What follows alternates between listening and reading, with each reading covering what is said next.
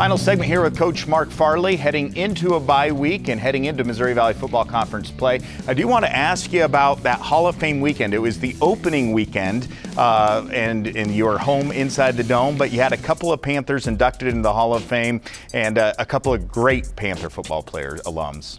I did. I mean, David Johnson was a special one because I can go all the way back to recruiting him, sitting in his home with him, to seeing him go into the Hall of Fame, and to see that maturation of start to finish is really cool. I mean, to see a Hall of Famer get recruited all the way to his induction, and so that was cool to see, and rightly so, well deserved.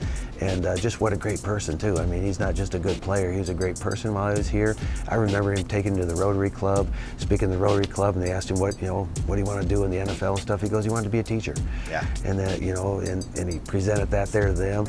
But he always made an impression on people of how authentic he was and what a good person he was. And it still stands today, even onto the induction ceremony.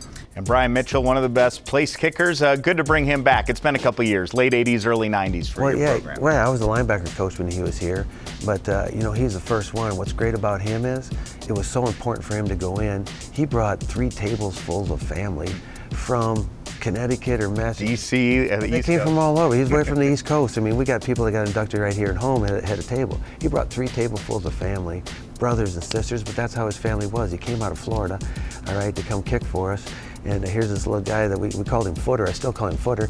That's his nickname. And to see how proud he was to be the kicker for UNI, and how proud he was that he brought his whole family here to go into the Hall of Fame, I think that says a lot for what the university did for him and how he feels about the university. So that was the first home game. The next home game, family weekend. I'm hearing ticket sales are great, but get your tickets because it's going to be against conference rivals South Dakota State. You enjoyed the bye week. Thanks, Coach. Very good. Thank you. That'll do it for this edition of Panther Sports Talk.